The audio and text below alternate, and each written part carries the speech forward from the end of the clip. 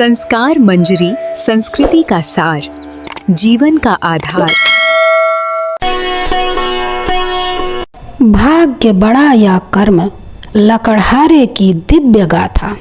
पहाड़ों की ऊंची चोटियों की तलहटी में बसा शक्तिपुरा एक ऐसा गांव था जहां की हवाओं में सादगी बसी थी, लेकिन यहाँ के लोगों की एक अटूट सोच थी कि इंसान के जीवन की हर खुशी और सफलता पहले से भाग्य में लिख दी गई है। इसी गांव के छोर पर शंभू नाम का एक लकड़हारा रहता था। शंभू का जीवन सूरज के उगने और ढलने के एक अंतहीन चक्र जैसा था। वह अपनी पुरानी कुल्हाड़ी लेकर हर सुबह ब्रह्म मुहूर्त में घर से निकल पड़ता था। उसका शरीर धूप में जलकर सख्त हो गया था और हाथों के छाले उसकी अटूट मेहनत की गवाही देते थे। वह दिन भर घने जंगलों में भटकता, सूखे पेड़ों की तलाश करता और अपनी पूरी शक्ति से उन पर वार करता। लकड़ियों के भारी गट्ठरों को पीठ पर लाद कर वह मीलों दूर बाजार ले जाता। इतनी मेहनत के बाद उसे बस 2 वक्त की सूखी रोटी ही मिल पाती थी। गांव वाले उसे देखते तो कहते, बेचारा शंभू कितनी भी जान लगा ले, पर जिसके भाग्य में दरिद्रता लिखी हो वह उसे कैसे मिटा सकता है। शंभू इन बातों को सुनता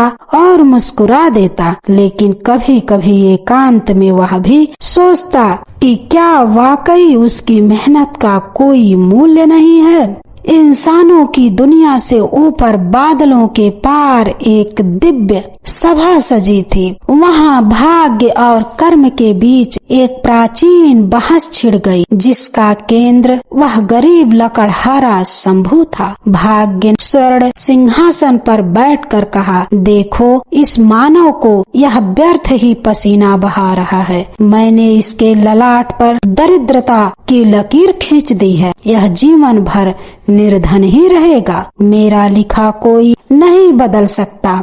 तभी कर्म ने तेजस्वी आंखों से उत्तर दिया, तुमने उसे अभाव दिया, यह तुम्हारी शक्ति है। लेकिन उसने उस अभाव के सामने घुटने नहीं टेके, यह उसका पुरुषार्थ है। याद रखना, भाग्य तुम केवल बीज बोते हो, लेकिन उसे वृक्ष बनाना कर्म का काम है। मैं सिद्ध करूंगा कि जब एक इंसान पूरी निष्ठा और संकल्प के साथ कर्म करता है तो वह तुम्हारे लिखे हुए को भी मिटाने की ताकत रखता है।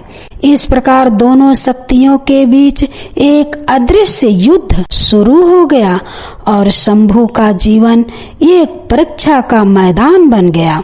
अगले दिन की सुबह कुछ अलग थी। आकाश में काले बादल घिरे थे। शंभू एक पहाड़ पर सूखे पेड़ की टहनी काट रहा था। उसने अपनी पूरी ताकत झोंककर एक आखिरी प्रहार किया ही था कि अचानक एक आवाज हुई, कड़क। उसकी वर्षों पुरानी कुल्हाड़ी का लोहे का फल टूटकर गहरी खाई में जा गिरा। शंभू के हाथ में केवल लकड़ी का सूखा दस्ता रह गया। वह स्तब्ध रह गया। उसके चेहरे का रंग उड़ गया। वह कुल्हाड़ी ही उसकी आजीविका का एकमात्र साधन थी। बिना कुल्हाड़ी के वह लकड़ियां कैसे काटेगा और आज रात उसके घर का चूल्हा कैसे जलेगा। उस निर्जन जंगल में वह अकेला बैठ गया। उसे गांव वालों की बात याद आने लगी। शायद मेरा भाग्य ही खराब है। पहली बार उसे लगा कि शायद कर्म सच में भाग्य के सामने छोटा है। उसकी आंखों से बेबसी के आंसू छलक आए, लेकिन तभी अचानक तेज हवा के झोंके ने झाड़ियों को हिलाया और उसकी नजर जमीन में दबी एक चमकती चीज पर पड़ी, जिसने उसकी सांसें वापस लौटा दी। झाड़ियों के पीछे मिट्टी में आधा दबा हुआ एक रेशमी थैला दिखाई दे रहा था। शंभू ने कांपते हाथों से उसे निकाला। वह थैला उम्मीद से अधिक भारी था।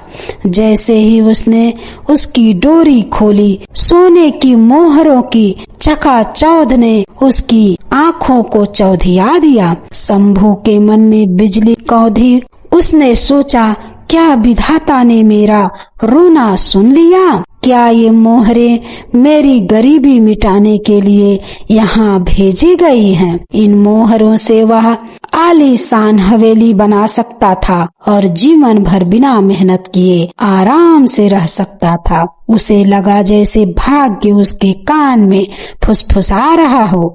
उठा ले इसे शंभू, यह तेरी किस्मत है। लेकिन तभी उसके भीतर की ईमानदारी जाग उठी। उसने देखा कि थैले पर उसी धनी व्यापारी की मुहर थी जो सुबह यहाँ से गुजरा था।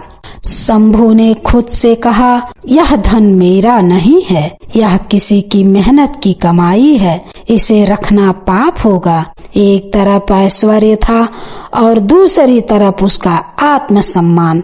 शंभू ने एक गहरा सांस लिया और एक कठिन निर्णय लिया। शंभू ने थैले की डोरी को मजबूती से कसा और उसे अपने सीने से लगा लिया। वह जान गया था कि यह धन उसकी परीक्षा है। वह तुरंत उसी दिशा में दौड़ने लगा जहां व्यापारी का काफिला गुजरा था। चिलचिलाती धूप थी, रास्ता पथरीला था, थकावट से उसका शरीर जवाब दे रहा था। पैरों में कांटे चुभ रहे थे, लेकिन उसके कदम नहीं रुके। वह प्रार्थना कर रहा था कि व्यापारी उसे मिल जाए। करीब 3 मील भागने के बाद उसे दूर घोड़ों के हिनहिनाने की आवाज आई। व्यापारी जमीन पर बैठकर फूट फूट कर रो रहा था, क्योंकि उसकी जमा पूंजी खो गई थी। तभी हाँफते हुए शंभू वहाँ पहुँचा और थैला व्यापारी की ओर बढ़ा दिया। सेठ जी, यह शायद आपका है। शंभू के गले से बस इतना ही निकल पाया। पूरा काफिला सन्न रह गया। किसी को विश्वास नहीं हो रहा था कि एक निर्धन लकड़हारा सोना वापस करने आएगा। उस पल शंभू की आँखों में जो चमक थी वह उन सोने की मोहरों से अधिक दिव्य थी। व्यापारी ने जब थैला खोला और मोहरे सलामत पाई तो उसकी आँखों में सम्मान के आंसू भर आए। उसने शंभू की ओर मुट्ठी भर स्वर्ण मुद्राएं बढ़ाते हुए कहा, हे नेक इंसान, तुमने मुझे बर्बाद होने से बचा लिया। यह इनाम तुम्हारी ईमानदारी के लिए है। लेकिन शंभू ने विनम्रता से इनकार कर दिया।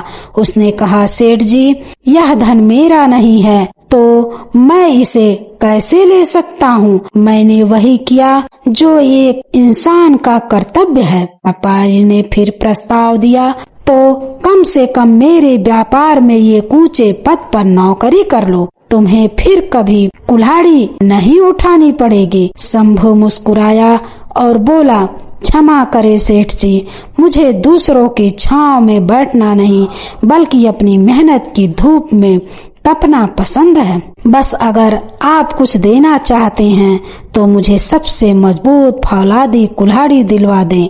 मेरी पुरानी कुल्हाड़ी आज टूट गई है।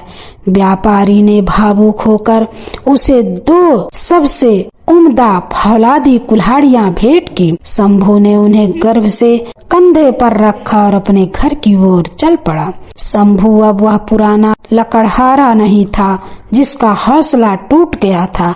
अब उसके पास फौलाद की कुल्हाड़ी थी और उससे भी अधिक मजबूत आत्मविश्वास।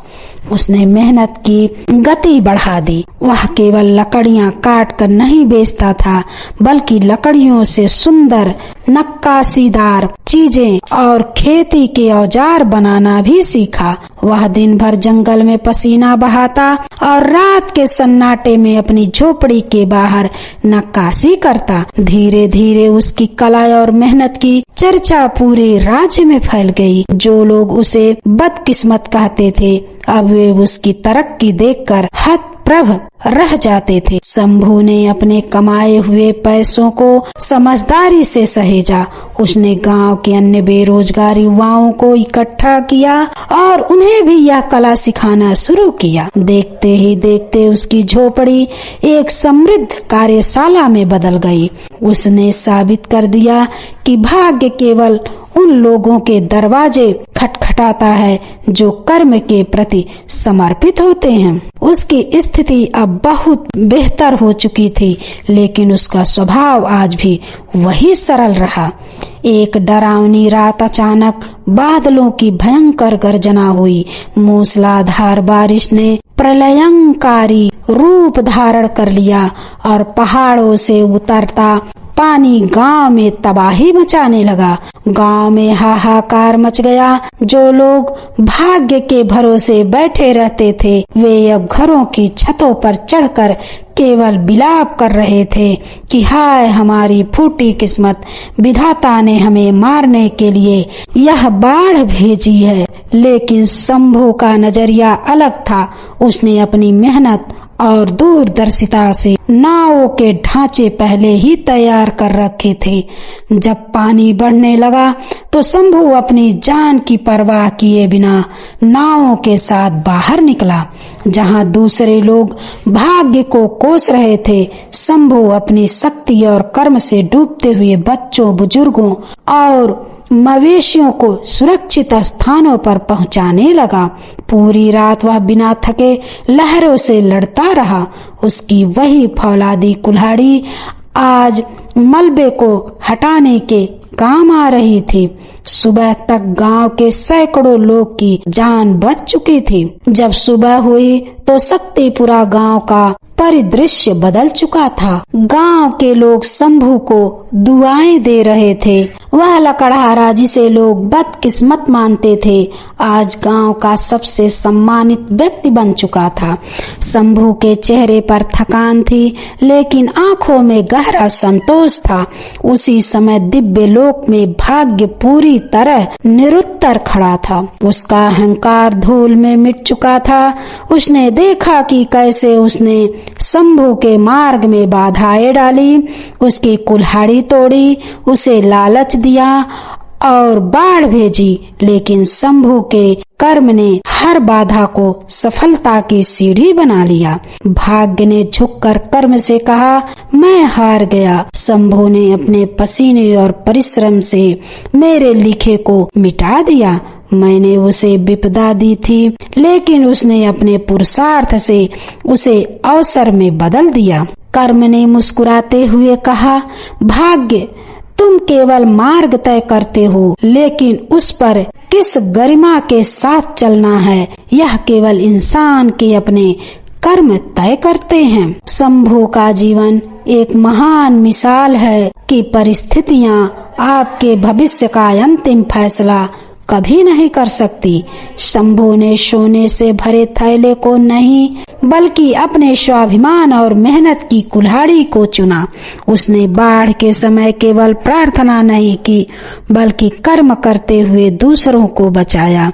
अक्सर हम अपनी असफलताओं का दोष भाग्य पर मढ़ देते हैं। अक्सर हम अपनी असफलताओं का दोष भाग्य पर मढ़ देते हैं। हम कहते हैं कि शायद मेरी किस्मत ही खराब थी, लेकिन सच तो यह है कि भाग्य केवल एक कोरा कागज है, जिस पर आपके कर्म की स्याही से आपके जीवन की गौरव गाथा लिखी जाती है। याद रखिए, हाथ की लकीरों से पहले आपकी उंगलियां होती हैं, जो संकेत हैं कि भाग्य से पहले कर्म अनिवार्य है।